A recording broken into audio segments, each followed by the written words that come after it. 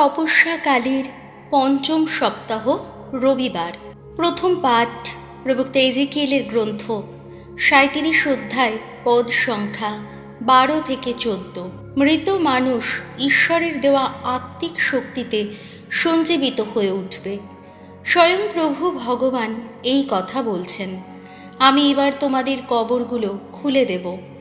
ওগো আমার আপন জাতির মানুষেরা, আমি তোমাদের তুলে আনব কবর থেকে, আর ইসরায়েলের মাটির বুকে তোমাদের ফিরিয়ে নিয়ে যাব। আমি যখন তোমাদের কবরগুলো খুলে দেব আর কবর থেকে তোমাদের তুলে আনব, আমার আপন জাতির মানুষেরা, তোমরা তখনই বুঝতে পারবে আমি স্বয়ং ভগবান। তখন তোমাদের প্রাণে আমি এনে দেব আমারই আত্মিক শক্তি, আর তোমরা সঞ্জীবিত হয়ে উঠবে। নিজেদের দেশের মাটিতে তোমাদের আবার বসাবো আমি।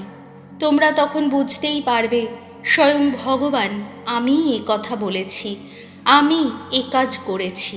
প্রভুর বাণী। শাম সঙ্গীত ধুয়ো। প্রভু ভগবান করুণা নিধান, অমিত পরিত্রাণ তাঁরই স্মরণে। ওগো ভগবান, অতল থেকেই ডাকছি তোমায়, আমার এ ডাক শোনো প্রভু, শোনো তুমি। মিনতির ডাক কান পেতে শোনো তুমি। ধুয়ো। প্রভু ভগবান করুণা নিধান, অমিত পরিত্রাণ তাঁরই স্মরণে। ওগো ভগবান, যদি তুমি ধরো মানুষের অপরাধ, তাহলে তোমার সামনে কেই বা দাঁড়াতে পারবে প্রভু? কিন্তু তুমি তো নিত্য ক্ষমার আধার, তাই সকলেই তোমায় এত শ্রদ্ধা করে। ধুয়ো। প্রভু ভগবান করুণা নিধান, অমিত পরিত্রাণ তাঁরই স্মরণে। ভগবানের পথ চেয়ে আছি আমি, প্রাণটা আমার তাঁরই পথ চেয়ে আছে। তাঁর বাণীতেই আস্থা রেখেছি আমি। প্রহরী যেমন প্রতীক্ষা করে কখন সকাল হবে, ব্যাকুল হয়ে ভাবে কখন সকাল হবে, তার চেয়েও তো ব্যাকুল হয়েই প্রভুর জন্যে প্রতীক্ষা করি আমি। ধুয়ো। প্রভু ভগবান করুণা নিধান, অমিত পরিত্রাণ তাঁরই স্মরণে। হে ইসরায়েল, ভগবানেই আস্থা রাখো। ভগবান আহা করুণা নিধান তিনি, ত্রাণ শক্তির অমেয় আধার তিনি। যত অন্যায়, যত অপরাধ থেকে ইসরায়েলকে তিনি একদিন মুক্তই করবেন। ধুয়ো। প্রভু ভগবান করুণা নিধান, অমিত পরিত্রাণ তাঁরই স্মরণে। দ্বিতীয় পাঠ রোমীয়দের কাছে প্রেরিত দূত পলের পত্র 8 অধ্যায় পদ সংখ্যা 8 থেকে 11। যিনি যিশুকে মৃতদের মধ্য থেকে পুনরুত্থিত করেছেন, তিনি তোমাদেরও সঞ্জীবিত করে তুলবেন। প্রিয়জনেরা, নিম্নতর স্বভাবটার নিয়ন্ত্রণে থাকে যারা, তারা কখনো ঈশ্বরের প্রীতিভাজন হতে পারে না। তোমরা কিন্তু নিম্নতর স্বভাবটার নিয়ন্ত্রণে নয়, পবিত্র আত্মারই নিয়ন্ত্রণে রয়েছ। কেননা ঈশ্বরের সেই পরম আত্মা যিনি, তিনি যে তোমাদের অন্তরে বাস করেন। খ্রিস্টের সেই পরম আত্মা যিনি, তিনি যার অন্তরে নেই সে খ্রিস্টেরই নয়। তবে যদি খ্রিস্ট তোমাদের অন্তরে থাকেন, তাহলে পাপের ফলে তোমাদের দেহের অনিবার্য পরিণাম মৃত্যু হলেও ধার্মিকতা লাভের ফলে তোমাদের আত্মা কিন্তু জীবিতই আছে। তাছাড়া যিনি যিশুকে মৃতদের মধ্য থেকে পুনরুত্থিত করেছেন, তার সেই পরম আত্মা যদি তোমাদের অন্তরে বাস করেন, তাহলে সেই তিনি যিনি খ্রিস্ট যিশুকে মৃতদের মধ্য থেকে পুনরুত্থিত করেছেন, সেই তিনি নিশ্চয়ই তোমাদের মরণশীল দেহকেও সঞ্জীবিত করে তুলবেন তোমাদের অন্তর্নিবাসী তাঁর সেই পরম আত্মারই শক্তিতে। প্রভুর বাণী। বাণী বন্দনা। হে প্রভু যিশু, পরম পিতার শাশ্বত বাণী, ধন্য তুমি, ধন্য। আমি পুনরুত্থান, আমি জীবন। যে আমায় বিশ্বাস করে তার মৃত্যু হবে না কখনো। যোহন রচিত মঙ্গল সমাচার 11 অধ্যায় পদ সংখ্যা 1 থেকে 45। যিশুই পুনরুত্থান, যিশুই জীবন। লাজার নামে একজন লোক অসুস্থ হয়ে পড়েছিলেন। তিনি বাস করতেন বেথানিয়ায়, মারিয়া ও তার বোন মার্থা যে গ্রামে থাকতেন সেইখানে। এই মারিয়াই তো পরে এক সময় প্রভুর পায়ে সুগন্ধি তেল মাখিয়ে দিয়েছিলেন এবং নিজের মাথার চুল দিয়ে তার পা দুটি মুছিয়েও দিয়েছিলেন। এরই ভাই লাজার তখন অসুস্থ। তাই দুই বোন যিশুকে বলে পাঠালেন, প্রভু, আপনি যাকে ভালোবাসেন সে এখন অসুস্থ। এই খবর শুনে যিশু বললেন, এই অসুস্থতার শেষ পরিণাম মৃত্যু নয়, বরং তা ঘটেছে যাতে ঈশ্বরের মহিমা প্রকাশিত হয়, যাতে এই অসুস্থতারই মধ্য দিয়ে ঈশ্বর পুত্রের মহিমা প্রকাশিত হয়। মার্থার বোন আর লাজারকে যিশু বিশেষ স্নেহের চোখেই দেখতেন। তবুও লাজারের সেই অসুস্থতার খবর শোনবার পরেও তিনি যেখানে ছিলেন সেখানে আরও 2 দিন রয়েই গেলেন। তারপর শিষ্যদের তিনি বললেন, চলো এবার আমরা জুদেয়ায় ফিরে যাই। শিষ্যেরা উত্তর দিলেন, কিন্তু গুরুদেব, এই তো সেদিন আমাদের নেতারা আপনাকে পাথর ছুঁড়ে মেরে ফেলতে চাইছিলেন, আর আপনি তবুও আবার ওখানেই ফিরে যেতে চাইছেন। উত্তরে যিশু বললেন, দিনের আলো কি 12 ঘন্টা ধরেই থাকে না? যদি কেউ দিনের বেলায় চলাফেরা করে তবে সে কখনো হোঁচট খায় না, কারণ সে এই পৃথিবীর আলো দেখতে পায়।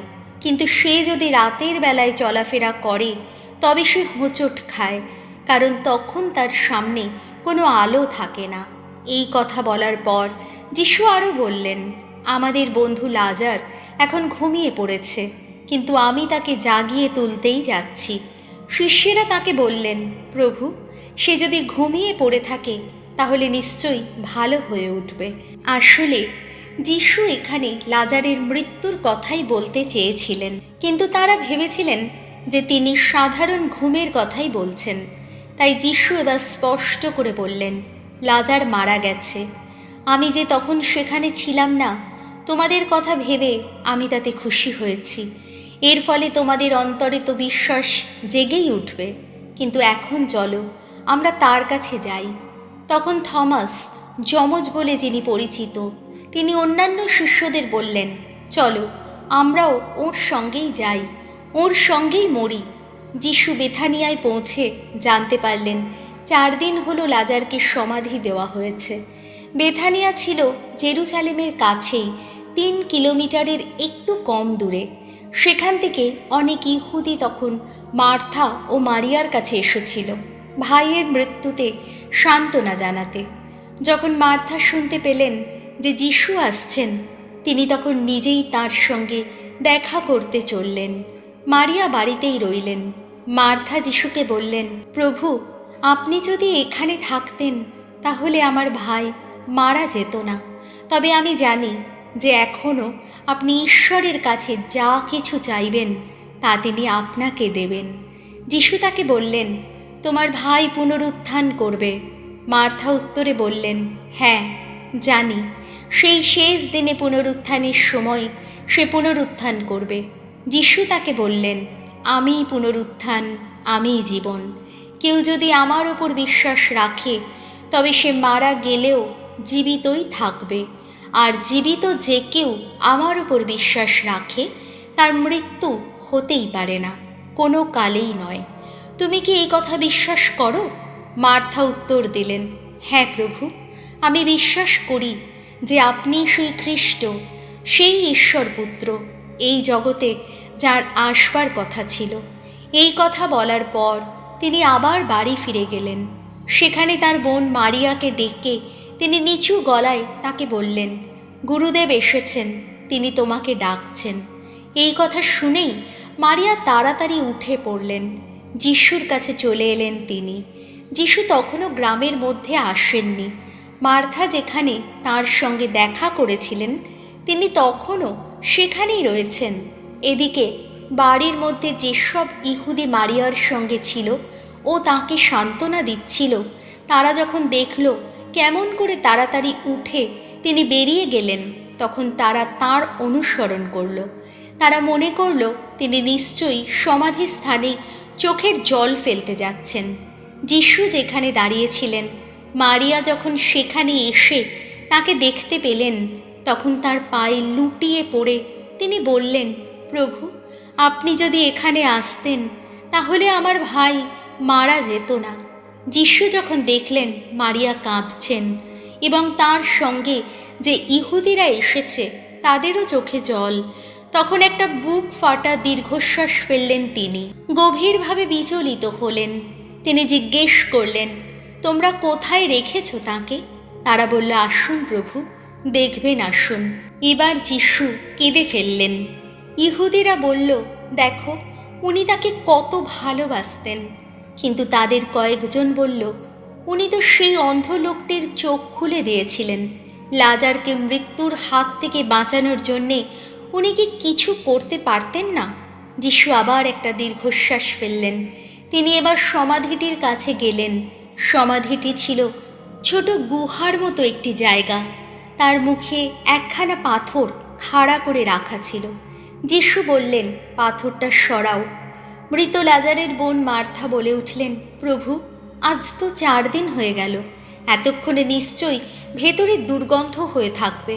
উত্তরে যিশু বললেন, আমি কি তোমাকে বলিনি যে বিশ্বাস থাকলে তুমি ঈশ্বরের মহিমা দেখতে পাবে? তখন তারা পাথরখানা সরিয়ে ফেলল। আকাশের দিকে চোখ তুলে তাকিয়ে যিশু এবার বললেন, পিতা, আমার প্রার্থনা শুনেছ বলে আমি তোমাকে ধন্যবাদ জানাচ্ছি। আমি অবশ্য জানতাম যে তুমি সর্বদাই আমার প্রার্থনা শুনে থাকো, তবে আমার চারপাশে এই যে সমস্ত লোক দাঁড়িয়ে আছে তাদের কথা ভেবেই আমি এই কথা বললাম, যাতে তারা বিশ্বাস করতে পারে যে সত্যিই তুমি আমাকে পাঠিয়েছ। এই কথা বলার পর যিশু জোরের সঙ্গে বলে উঠলেন, লাজার, বেরিয়ে এসো। যে লাজার মারা গিয়েছিলেন তিনি তখন বেরিয়ে এলেন। তার হাত পা তখনও কাপড়ের ফালে দিয়ে বাঁধা, তার মুখ তখনও কাপড় দিয়ে জড়ানো। যিশু এবার বললেন, ওর সব বাঁধন খুলে দাও আর ওকে যেতে দাও। যে ইহুদিরা সেদিন মারিয়ার সঙ্গে দেখা করতে এসেছিল এবং যিশু যা করেছেন তার নিজেদের চোখে দেখেছিল, তাদের অনেকেই তখন তার প্রতি বিশ্বাসী হয়ে উঠল। প্রভু যিশুর মঙ্গল সমাচার।